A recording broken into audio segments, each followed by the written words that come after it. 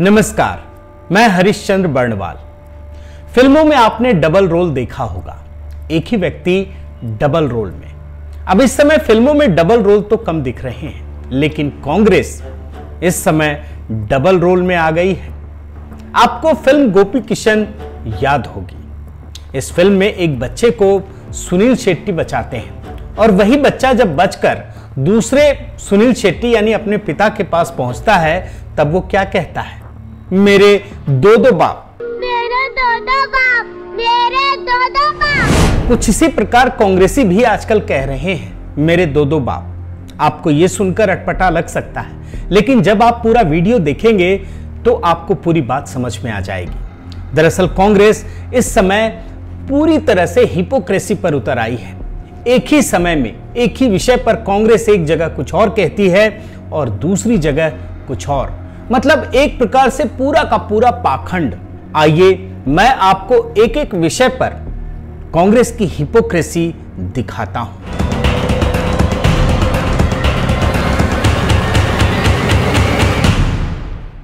साथियों, कई दिनों से आपने देखा होगा कि कांग्रेस किस प्रकार जी और नीट की परीक्षाओं का विरोध कर रही है। बल्कि 26 अगस्त को तो कांग्रेसी नेता इसके खिलाफ भूख हड़ताल पर बैठ गए। लेकिन एक ही दिन पहले उत्तराखंड कांग्रेस ने क्या किया? उत्तराखंड कांग्रेस इस बात पर प्रदर्शन कर रही थी कि मोदी सरकार आखिर परीक्षाएं आयोजित क्यों नहीं करवा रही है, यानी कांग्रेस का डबल रोल।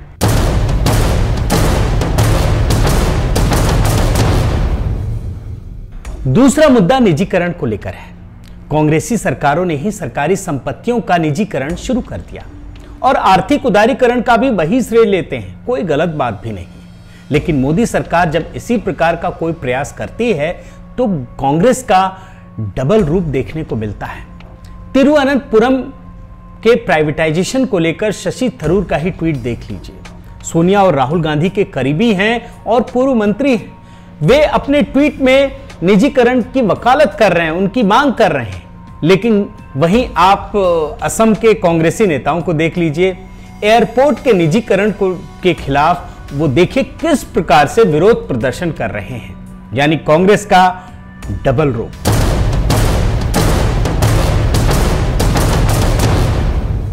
तीसरा मुद्दा भी बेहद दिलचस्प है। कांग्रेस संसद की नई इमारत का विरोध करती है, सेंट्रल विस्टा का विरोध करती है। इसमें उसे पैसे की बर्बादी नजर आती है। लेकिन यही कांग्रेस सोनिया गांधी, राहुल गांधी छत्तीसगढ़ में नई विधानसभा की इमारत के इनॉग्रेशन का स्वागत करते हैं और खुद करने पहुंच जाते हैं।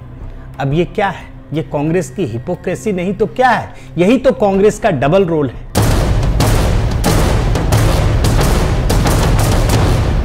कांग्रेसियों का डबल रोल गौ माता को लेकर भी है।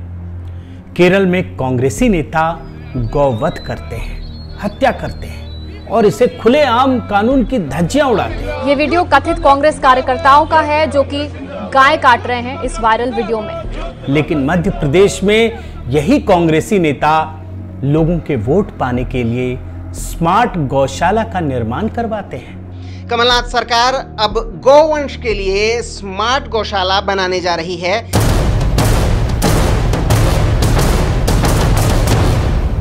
केरल में सबरीमाला मंदिर को लेकर सुप्रीम कोर्ट ने जो फैसला किया, उसमें तो कांग्रेस ने खुद ही अपने डबल रोल का खुलासा कर दिया।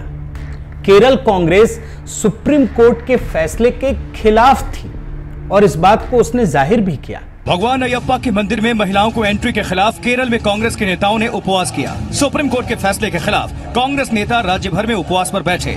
लेकिन केंद्र में कांग्रेस सुप्रीम कोर्ट के फैसले के साथ खड़ी हो गई, यानी यहां भी कांग्रेस का डबल रोल।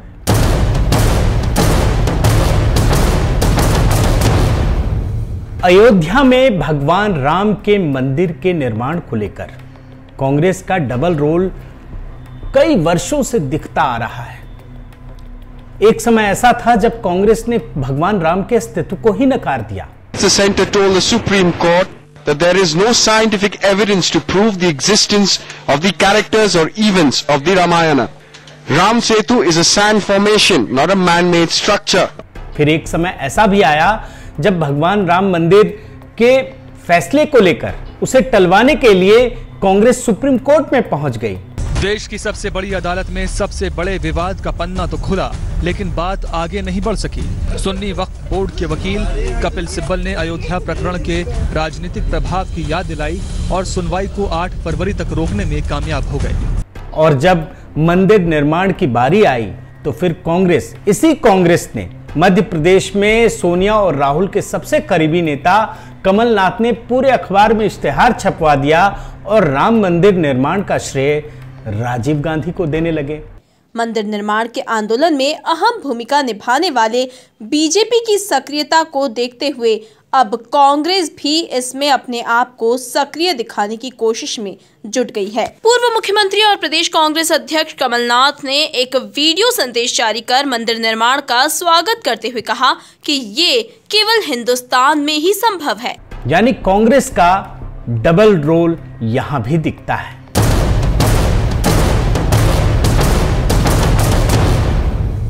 दलितों को लेकर कांग्रेस का, राहुल गांधी का राजनीतिक प्रेम किसी से छिपा नहीं है, लेकिन यहां भी कांग्रेस का डबल रोल नजर आता है।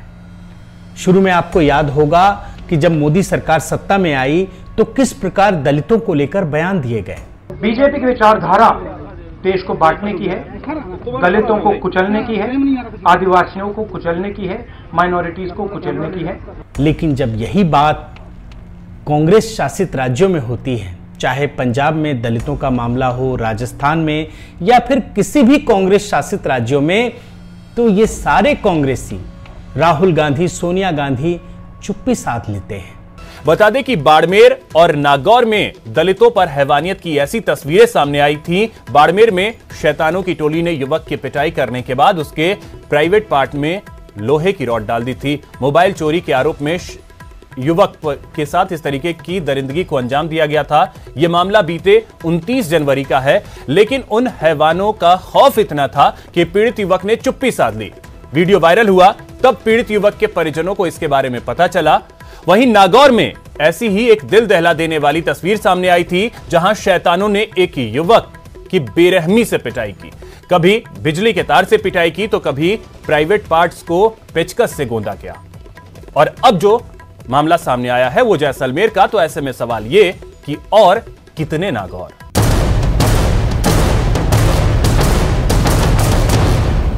अभिव्यक्ति की आजादी कांग्रेस का एक प्रिय विषय है। यहां इनका डबल रोल बहुत ही दिलचस्प है।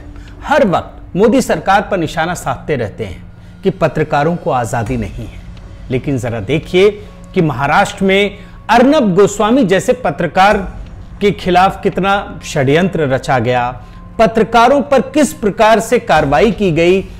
उनका एक राज्य राजस्थान में तो हाईकोर्ट को यह तक कहना पड़ा कि आप पत्रकार को गिरफ्तार नहीं कर सकते। मतलब एक राज्य में कांग्रेस अभिव्यक्ति की आजादी की मांग करती है और वही कांग्रेस दूसरे राज्य में अभिव्यक्ति की आजादी को कुचलने का प्रयास करती है।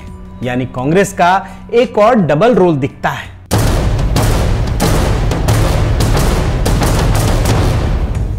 साथियों, लॉकडाउन को लेकर भी कांग्रेस का डबल रूप आपने जरूर देखा।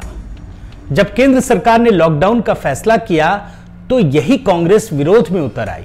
कांग्रेस के नेता और पार्टी के पूर्व अध्यक्ष राहुल गांधी लॉकडाउन को कारगर उपाय नहीं मानते। राहुल गांधी के मुताबिक लॉकडाउन से कोरोना के खतरे को सिर्फ टाला जा सकता है, लॉकडाउन से कोरोना को खत्म नहीं किया जा सकता। लेकिन आपने देखा होगा कि कांग्रेस शासित राज्य पंजाब हो, राजस्थान हो या महाराष्ट्र हो, ये लोग ही लॉकडाउन को लागू करने में सबसे आगे रहे।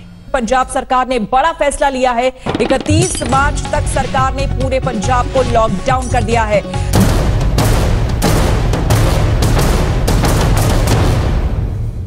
सीएए कानून का कांग्रेस ने किस प्रकार विरोध किया, ये तो सबने देखा। नागरिकता संशोधन कानून भेदभावपूर्ण है।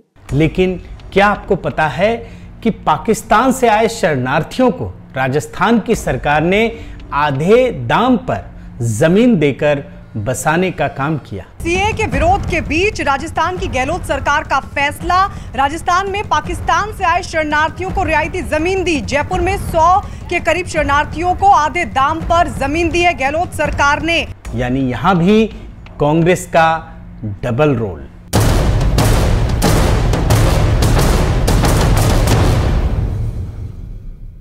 साथियों, अब जरा ये सोचिए कि आखिर कांग्रेस ऐसा क्यों करती है, क्यों डबल रोल को अपनाती है। तो इसका जवाब यह है कि दरअसल कांग्रेस को देश से, समाज से, आम लोगों की भावनाओं से और सिद्धांतों से कोई लेना देना नहीं है। कांग्रेस को तो सिर्फ वोटों की फसल उगानी है और इसके लिए उसे जहां जो मुद्दा सूट करता है कांग्रेस उसे उठा लेती है। लेकिन क्या कांग्रेस इस बात को नहीं समझती है कि अब आम लोग भी इन बातों को समझते हैं, वो पहचानते हैं कि कांग्रेस का स्टैंड क्या है। यही कांग्रेस एक राज्य में एक स्टैंड लेती है और दूसरे राज्य में दूसरा स्टैंड लेती है।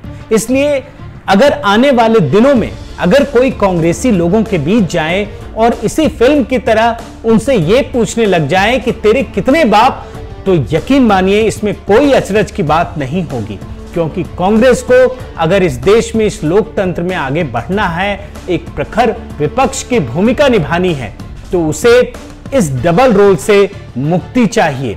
उसे इस डबल रोल को खत्म करना ही होगा। बहुत बहुत धन्यवाद।